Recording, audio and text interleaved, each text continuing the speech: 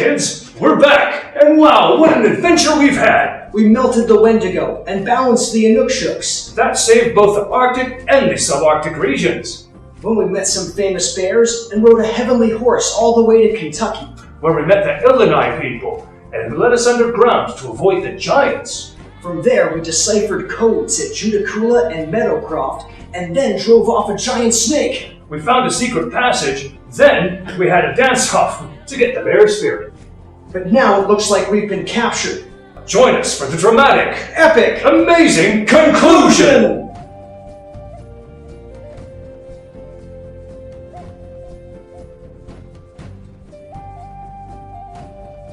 Chapter 5: Dreams and Giants.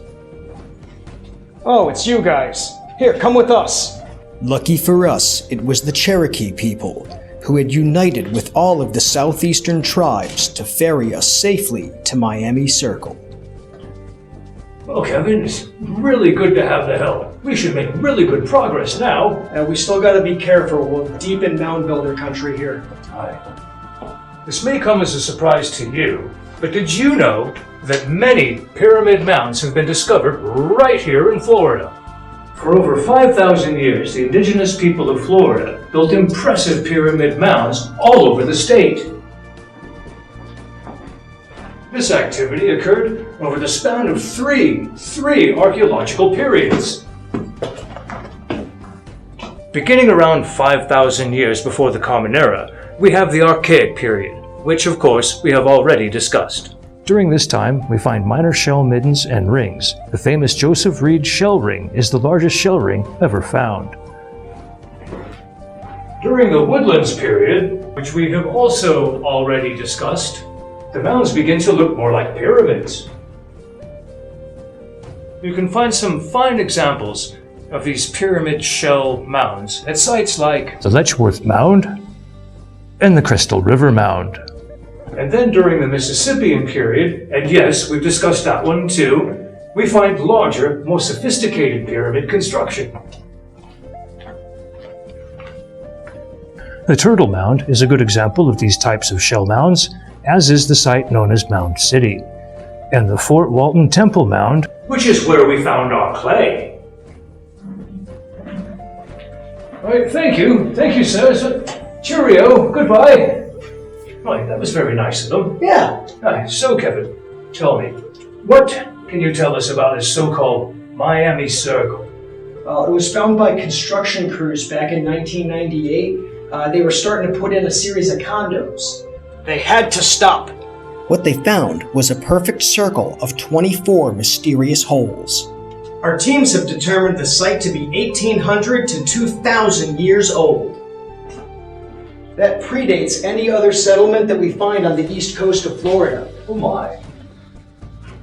Archaeologists suspect that it may have been built by the ancient Tequesta people, but the stone tools found at the site all came from Georgia. Often called an American Stonehenge, critics and conspiracy theorists alike offer many possible explanations for its purposes and origins. Mayans, Atlanteans, giants, aliens, they all have their supporting theorists. Well, now that we're here, what do you suppose we should do next? Same thing I've always done to get something in the wheel. Hey, Magic! Get in the wheel? It worked! Yeah, that was easy. Kevin, you're a genius. Alright, off to Salem? To Salem!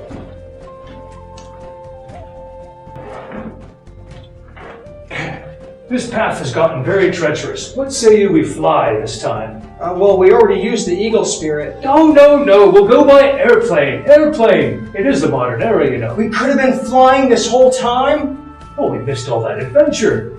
Yeah, missed. Kevin, this Mystery Hill site seems to be a place in a permanent state of archaeological chaos. Look here. Too many theories. Yes, hold one moment. Now, we've been led to understand that Mystery Hill is a 4,000-year-old megalithic astronomical complex that was built by a 4,000-year-old megalithic Native American culture. But look at how many people disagree. This fellow claims that it's the ruins of a monastery built by Irish monks who were escaping from Vikings in Europe. Vikings in Europe. All right? Another guy says it was colonial settlers. And then in 1956, a team of archaeologists discovered writing. That's right, writing. And it was from Europe. That's right, writing found here in Salem that comes from all the way over here in Europe. This all seems to be a bit confusing. So tell me, what do you think of all this? Well, We have found that Mystery Hill, or America's Stonehenge, is nothing at all like the famous Stonehenge of England. well, it is made of stone. They're similar there, but only there. It consists of a series of stone walls, strange stone arrangements, a maze of underground chambers, ceremonial meeting places, and a giant 1-acre granite boulder that features 13 rock structures built on top of it. Around the main site, we find more standing stones, stone walls, niches, funeral cairns, 2 long procession ways. And our wheel. The site covers a total of 105 acres. Radiocarbon dating points to human occupation as far back as 2000 BC. The most intriguing elements of the site are how the builders were able to align the stones with the astronomy 4,000 years ago. They did this using only primitive stone-on-stone techniques and manual labor. It is likely to be the oldest man-made construction in the U.S. and can still be used to track solar and lunar cycles to this day. All right, Professor, let's charge the wheel and get out of here. Alright, this should be easy. Well, It's not working. I see that. Well, something seems to be amiss. This circle is supposed to function just fine. But it's not. Something does seem to be amiss. Oh, there it is! Look! You're missing a stone right there. Can we get a break? Apparently not. Or apparently so. There is a table of rocks over there. Oh, how convenient. Maybe it's one of them. Well, how would anybody know the right one to pick from these? I'll have to ponder this. You know your dirt. I certainly do. A welcome challenge, this one. Well, let's see here. We have, looks to me like 4 different types of rock. Actually 3, we can rule this one out. This one is a scombia clay brick, the same kind of clay we found down in Florida. Clay and bricks are not stones. It is an earthwork, however. This one looks like granite, diorite to be exact, made by a volcano. Not the kind of stone we're looking for, I'm afraid, because it's not in the region we're exploring. Is there any other one we can rule out? Well, we can rule out this one for sure. This is called oolite, and it's from South Florida. It's from the fossilization of ancient coral. Well, that won't be up in here in New Hampshire. Technically not stone. However, these 3 pieces here look intriguing to me. This one, for example, is sandstone. Sandstone develops when sand gets compressed under the extreme weight of the ocean over a long period of time. So, of the 3, I remain uncertain. It'd have to be one of these 3 then. You think so? Well, yeah, we've ruled out these, so it's got to be amongst these. Oh, look, there's a hole! Oh, looks like a key notch. I bet this is the one. Let's try it. All right, let's see if this works. Yeah, that one right there, right? Perfect. That should do it. All right. It worked! Perfect. All right, last one we need is that Great Medicine Wheel. Aye, well, that would be in the Bighorn Mountains. Back to the crow. Ha Intelligence check.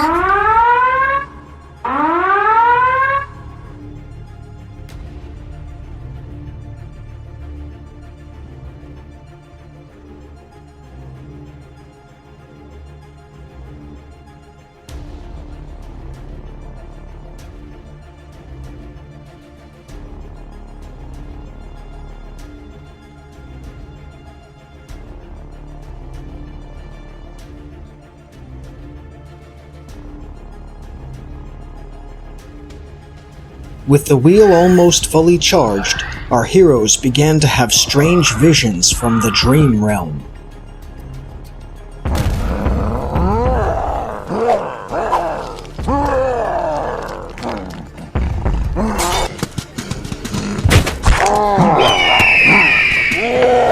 Sorry, I don't see you. Don't see you. No, up there. Don't see you. No.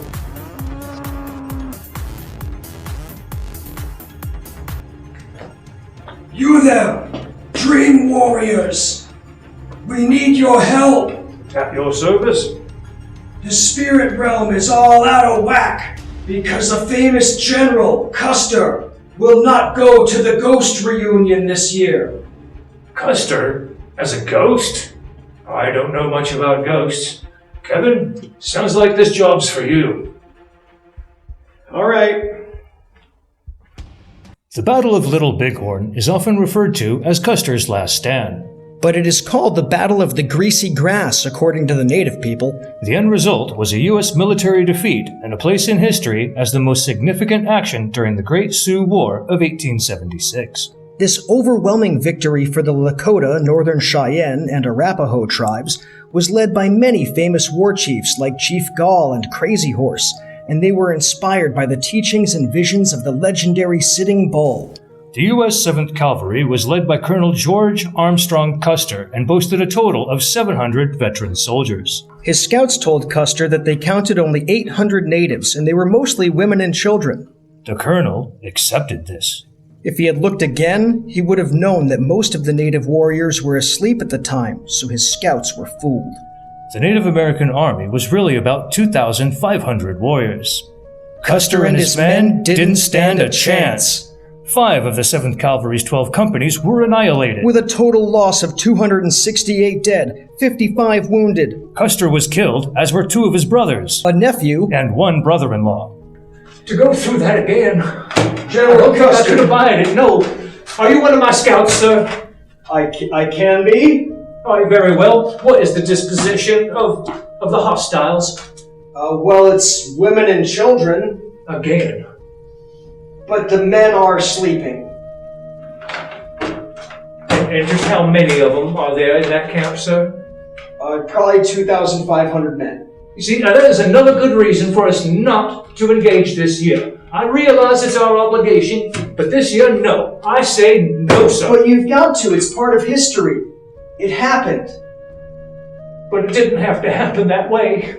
So you want it to happen different this year. Absolutely. I want my plan to work. My plan was infallible. I thought long and hard for a full 10 minutes to concoct and create the perfect strategy. And somehow the enemy...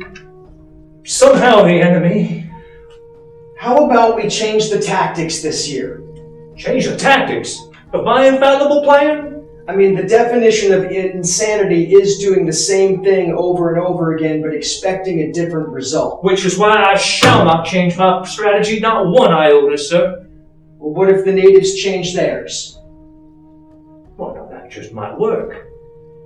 And how so do you propose they do this, sir? We convince them to send out different numbers or different armaments? Different numbers? You mean if we put the number of enemy back to 800, they do that? And Sure. It would not necessitate me straight up.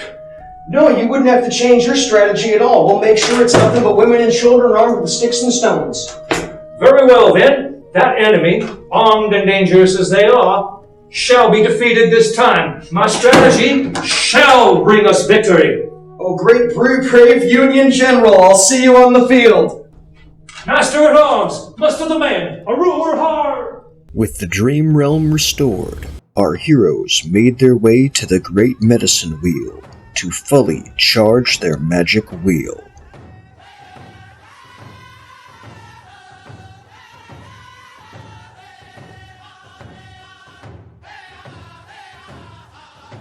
Mighty Crow people, we have returned from our long journey. We have the wheel almost fully charged and are now here for the last segment.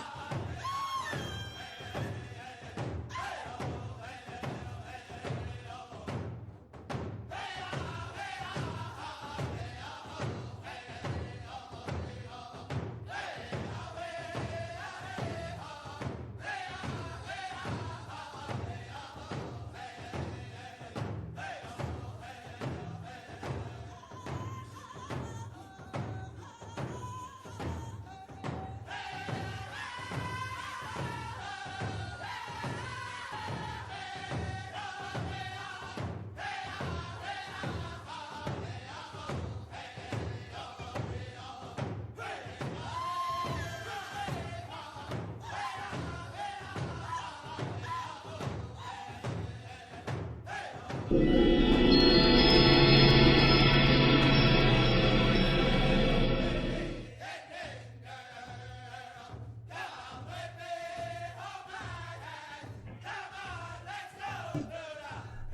warriors, now you must go seek the Anasazi. Only the wisdom of the most ancient of our ancestors can complete your quest. And help you enter the Dream Realm. Bye-bye now. Good luck on your journey. Well, as we all know, the ancient mound builders were a highly advanced civilization, but they were not the only highly advanced civilization. You see, the North American southwestern traditions were highly advanced civilizations too. This native tradition rose from the more ancient desert archaic traditions in Colorado, Arizona, Utah, Nevada, New Mexico, and farther south into the Mexican states of Sonora and Chihuahua.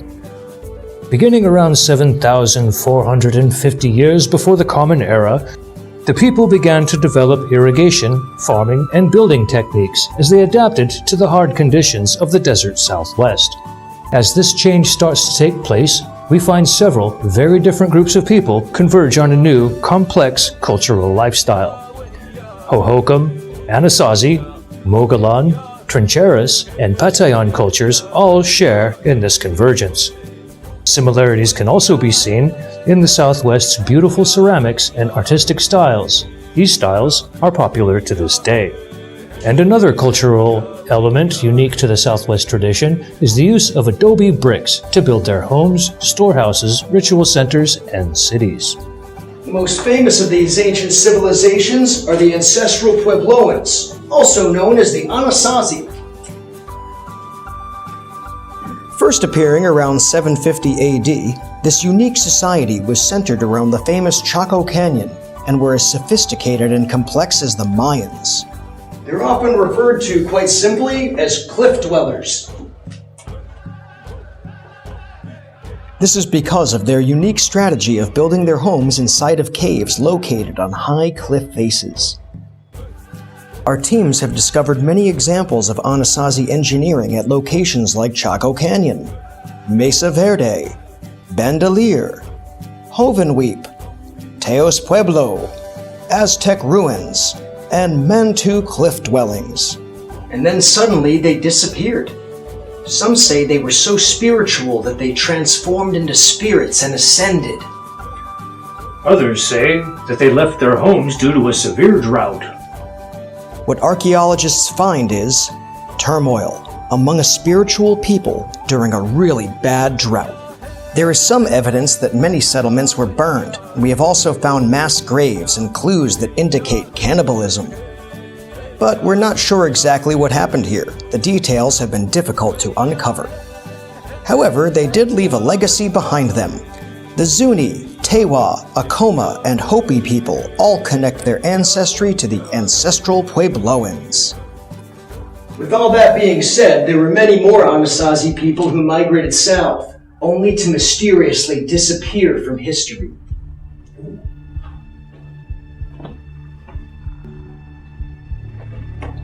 You there! Oh, hello. You must be Deadeye and Kevin. Indeed.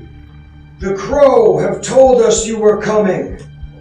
You must get the quill from the Thunderbird in order to complete your seal.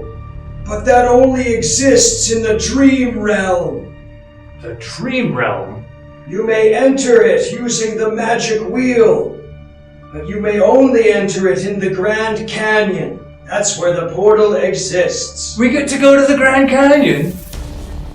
Yes? Have a safe journey. Excellent, Kevin, we're going to the Grand Canyon. How exciting. You know, when I was a lad of 8 years young, I traveled through here with my grandmother. She told me that modern geologists call this whole part of the country the Colorado Plateau. The Colorado Plateau is a 150,000 square mile area that spans the deserts of Arizona, New Mexico, Utah, and of course, Colorado. It was formed as the Rocky Mountains and the coastal ranges rose. The Colorado Plateau rose with them. This is called a tectonic uplift. At 270 million years ago, the entire plateau was actually a seafloor under an ancient ocean. At 70 million years ago, it began to rise. Today, it has risen to about 9,000 feet above sea level, and the uplift continues. Along the way, wind, rain, and river erosion stripped away the layers of ancient seafloor, sculpting natural wonders like Monument Valley, Arches National Park, and Toadstool National Monument. The Colorado River played a major role in all of this, and we'll be following its route, so I'll explain on the way. Up to 35 million years before the present, the Colorado River wound across an open plain, slowly eroding deep into the bedrock as the land slowly uplifted around it. But by this time, the uplift of the plateau had caused the river to split in two.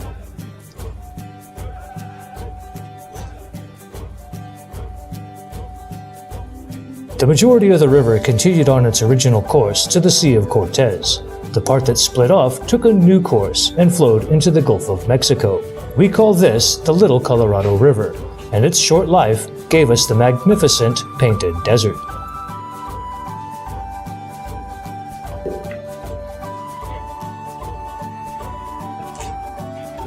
So this is the Grand Canyon. Aye, it is magnificent, isn't she? Quite grand. Aye, very grand, hence the name. However, we're not going to explore the entirety of this majestic gorge. We should be particularly interested only in the South Rim. All right, to the South Rim. That's where we find the most interesting things.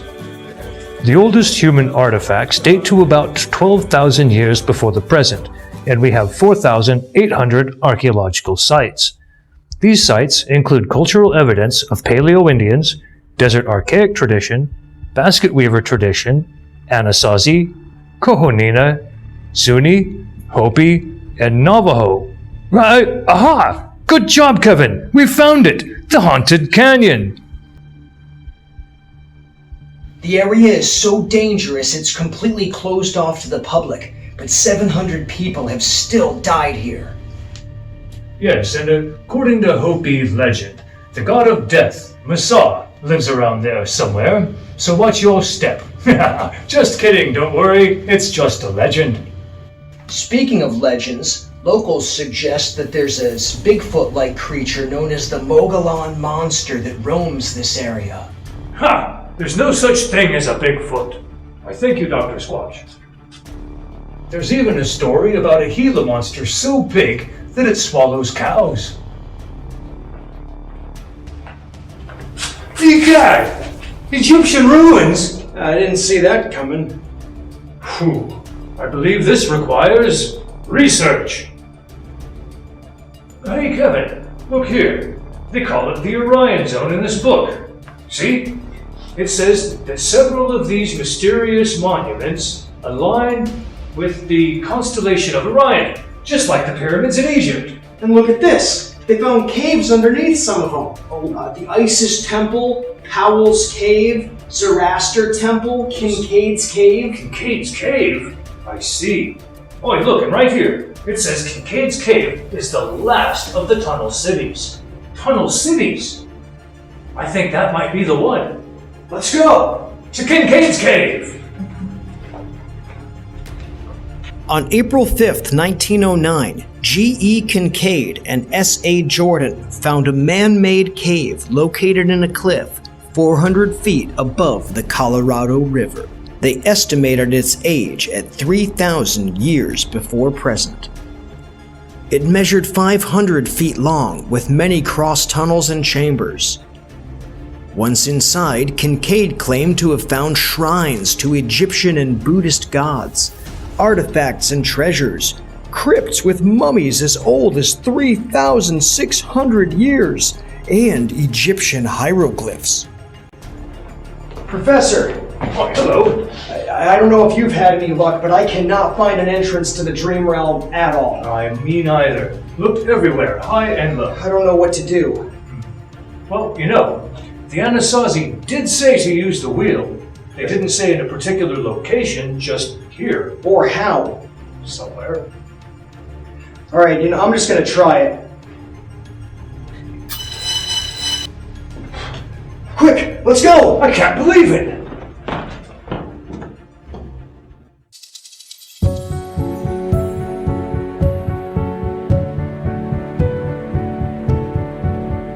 Our heroes began navigating the Dream Realm.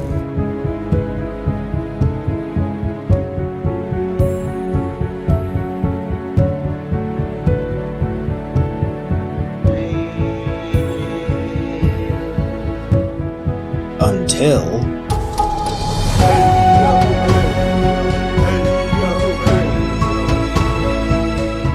I am the Thunderbird, and I must test you to see if you are worthy of my power. In your journey, how have you shown love? Love? Lovelock Cave. That's right. When we spared the giants, they were out to eat us, but we had mercy and couldn't bear to harm them. Because of the kindness and love in our hearts, this is how we demonstrated love. And how have you shown bravery? We showed bravery when I jumped in front of the professor to save him from the charging buffalo. That was actually how we got the buffalo in the wheel. How have you shown respect? Why, that one was easy. Respect for all nature, every spirit and every tree. When we put out those fires in California, first we did the responsible thing and we rescued everyone we could. And then we put out the flames. You don't seem very humble. How have you shown humility? We swallowed our pride when we sang to melt the hearts of the Wendigo. Does that count?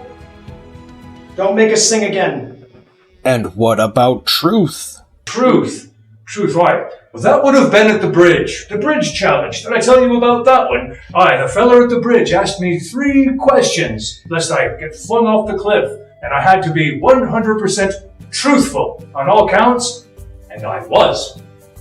That count? And honesty? We've shown honesty when we faced against the Sioux. We didn't lie to them. We were honest about counting coup. And because of our honesty, they gave us their war spear. How's that? That works. And you have shown wisdom by listening to the elders and respecting the native customs. I will help you. Now be gone!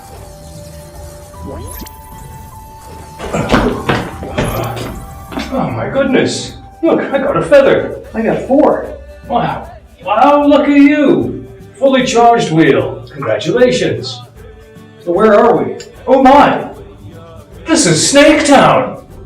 Well, that's really not surprising. Snaketown is the largest archaeological complex found in the entire southwestern tradition, possibly all of North America. It has also been a tightly kept secret since the 1960s. This site has revealed abundant details about the lives and culture of its original builders, the ancient Hohokam people. As one of the oldest of the Southwest traditions, we find the earliest evidence of settlement at 1,200 years before the Common Era, and the first cultural development around 900 years later. Hohokam culture itself finally appears as a fully developed identity by around, 200 years AD. Some examples of their cultural achievements can be seen in places like Casa Grande, Pueblo Grande, Mesa Grande, and Park of the Canals. We suspect that Snaketown was the major cultural center, possibly even the capital city, of Hohokam civilization. We do know that it served as the main trade center that enabled the Hohokam people to import exotic goods and ideas from as far away as southern Mexico. The influence of the Mesoamerican empires is very clear, as we can see in the Aztecan style of art and architecture found at Snaketown and many other locations. Why, and look around, they even had a ball court. The Olmecs invented these.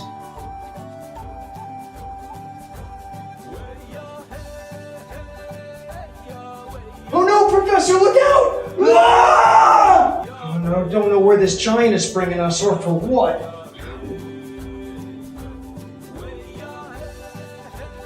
Well, Professor, this is quite a pickle.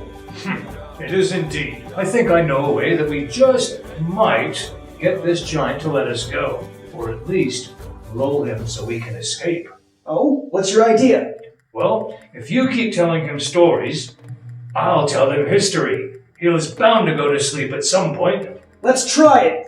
All right then. Hey, giant! Listen to this! Once upon a time, there was a giant named Goliath. Goliath was really big and stone soup. 2 hours later.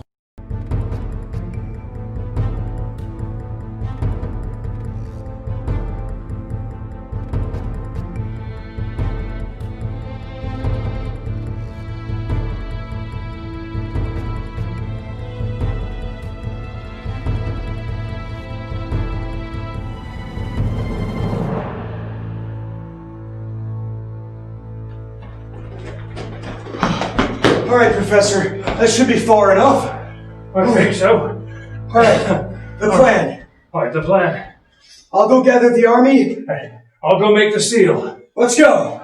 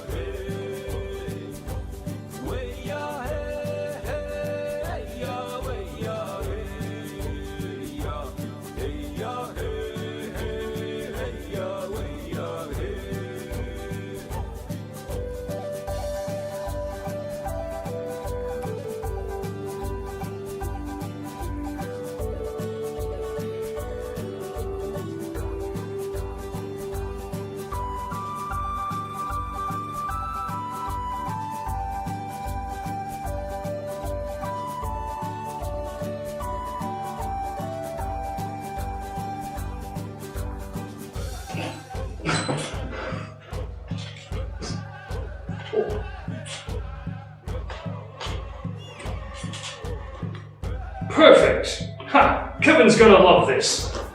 I can't wait to show him. It's good as new. Ha! Hey, sir, I finally made it. Finished and done. And I've gathered the army. Aye, good on you, lad. And we'll put it in here to keep it safe. Excellent. I suppose we should be off then. Aye, everyone is here. All right, let's go.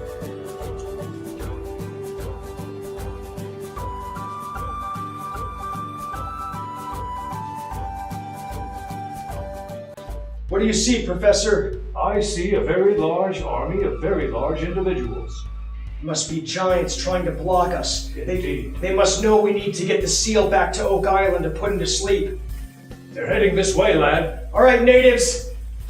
You've come here to get us there. Charge!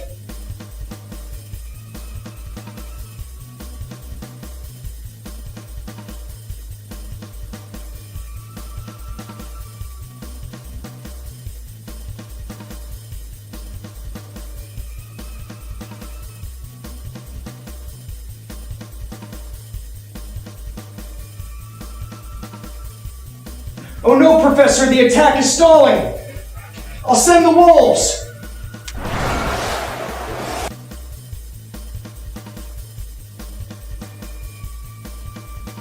They made a hole, let's go! Watch those trees! Running out! Take the left flank! Keep pushing, we're almost to the Great Lakes! Good work, lads! Give them what for!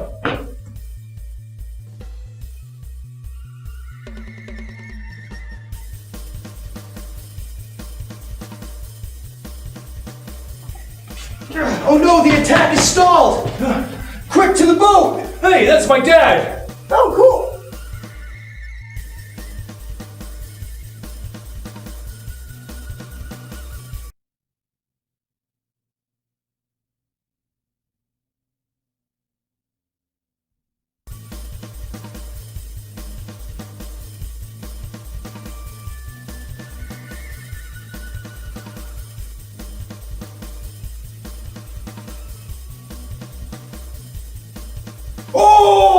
Oh, we can't take the boat! That was my dad. Sorry, Deadeye. What do we do now? Well, the only spirit we've got left in the wheel is the bear. How could they help us cross? Well, some bears do swim. It's the only option we've got. Aye. Who's that coming from somewhere up in the sky? Moving fast and bright as a firefly. Just when you think that trouble's gonna pounce, who's gonna be there when it really counts? Do that Care Bears countdown and send a wish out through the air. Just do that Care Bears countdown. Just when you need them, they'll be there. I did not see that coming.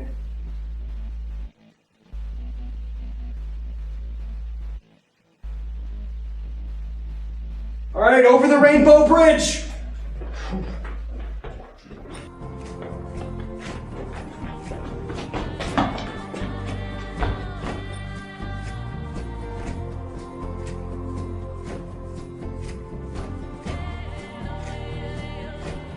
Oh no, the wheel! We have to keep going! You there! We're the Ottawa. Oh, the Ottawa! You're the people who run the Great Trade Network across the Great Lakes. The Apache said you would come. Oh, the Apache! Yes, they migrated south from Athabasca lands in northwest Canada, all the way down We're the taking Great you to Lakes. see the Iroquois. Oh, the Iroquois Nation. Yes, they're a federation of 6 Native American tribes in the northwestern... My goodness, no. The northeastern United States. Come with us! Very well.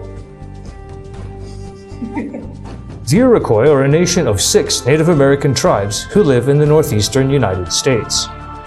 Its original 5 members were the Cayuga, Onondaga, Oneida, Seneca, and Mohawk. The Tuscarora joined in the 1700s AD, thus making them member number 6. What's most interesting about the Iroquois League is that they have a type of representative government. In this system, each tribe actually elects its own officials, leaders, and a chief to make all the local decisions. The chiefs would attend the Iroquois Council to discuss and decide on the big decisions that affect the whole league. These were not all men.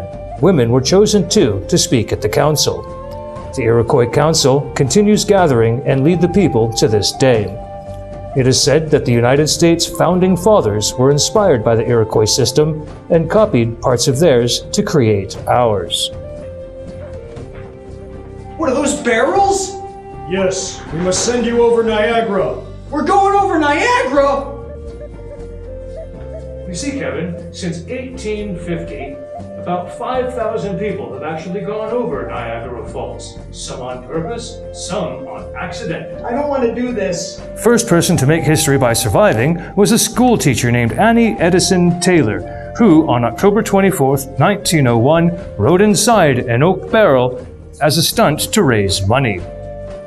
Since then, 16 additional people have survived the trip. 16 out of 5,000?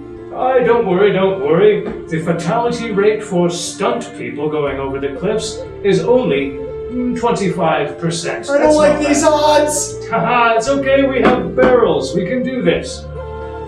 Young Roger Woodward didn't have a barrel and he survived. At 7 years old, his uncle's boat capsized and the currents swept them over. His sister was saved before the drop, but their uncle was never found. Young Roger was found sitting on a rock at the bottom of the falls. He was wearing his life jacket. Here we go!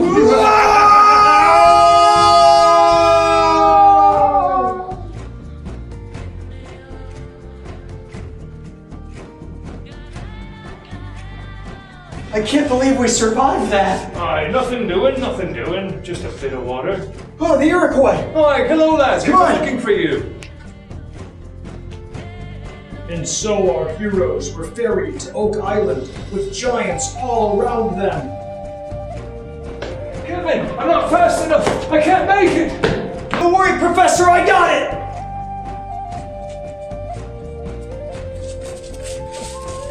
Going, Kevin!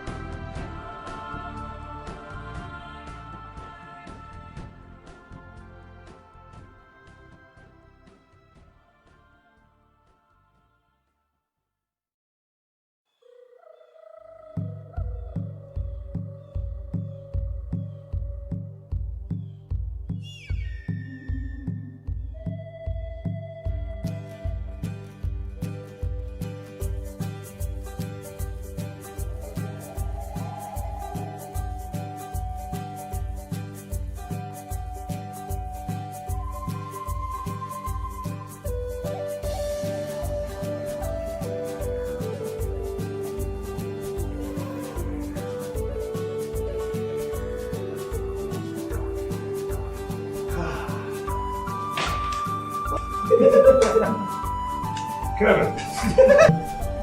But I didn't know what we're supposed to be doing. Doesn't matter.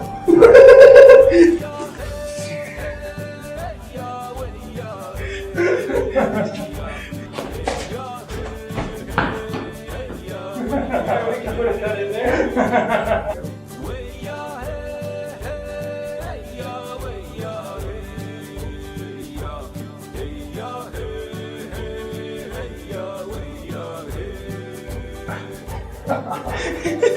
All right, I think we're.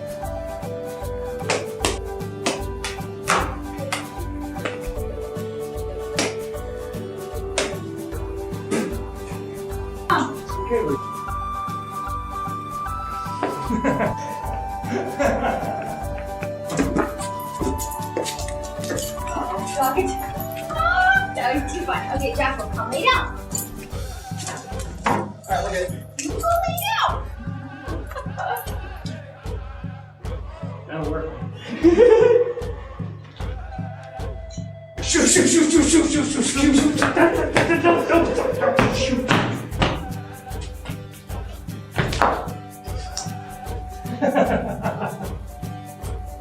All right.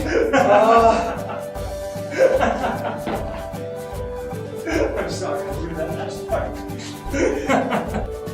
Right. 1800s. With all that darning, it's hard to believe they didn't have a sock among them.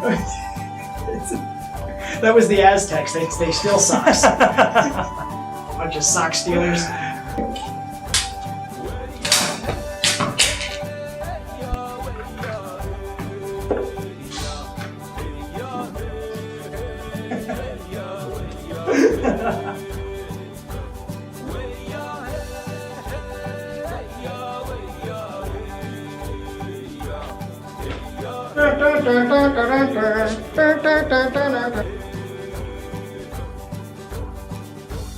I mean, either way, it's still good footage.